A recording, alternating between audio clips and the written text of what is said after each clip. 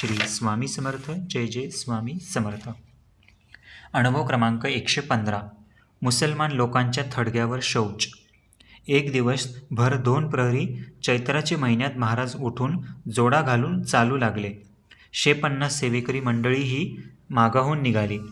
गावाबाहेरून यवनाची स्मशानभूमीत आहे, तेथे महाराज गेले. एक मोठा दगड लोकांकडून आणून विहिरीत टाकविला. जवळच एक कबर होती. तीवर महाराजांनी लहान मुलांप्रमाणे हातात बुल्ली धरून धार सोडली आणि जवळ शौचास बसले. हे पाहून तेथे काही मुसलमान होते. त्यांनी आपल्या जातीस जाऊन कळविले. ती जात कडवीच पडली. हातात दांडके घेऊन 5-50 लोक पारिपत्य करण्यास धावले.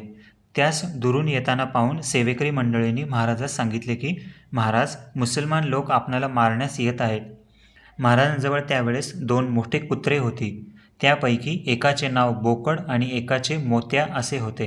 असो, महाराजांनी गुडघे जमिनीवर टेकून हाताने जमिनीवर दाबल्यासारखे करून बोकडकू दाबो म्हणून एका सेवेकऱ्यास आज्ञा केली. त्याप्रमाणे सेवेकाने कुत्र्यास दाबले.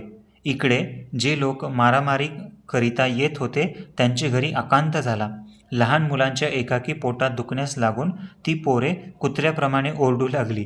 हे पाहून गावातील सर्व बायका आपल्या नवऱ्यास सांगण्याकरिता धावत गेल्या आणि सांगू लागल्या की तुम्ही आधी घरी चला, घरात आकांत उडाला आहे.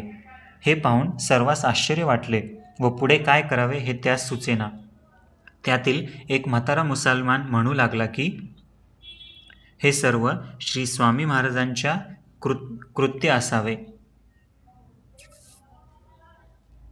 तर तुम्ही सर्वांनी त्यास शरण जा, म्हणजे विघ्न निवारेल. तेव्हा सर्वांनी हातातील काठ्या वगैरे टाकून ते सर्व श्रीस अनन्यभावे शरण गेले आणि कान धरून गुडघे टेकून प्रार्थना केली की आम्हास या संकटापासून सोडवावे. श्री दत्तात्रय स्वामीस दया येऊन सेवेकऱ्यास कुत्र्यास सोडून देण्यास सांगितले. तिकडे मुसलमानांच्या घरी सर्व शांतता झाल्याबद्दल वर्दी आली. तेव्हा सर्व लोकांस आश्चर्य वाटून श्री स्वामी महाराज बडा अवलिया आहेत असे म्हणत मुसलमान लोक स्वगृही गेले.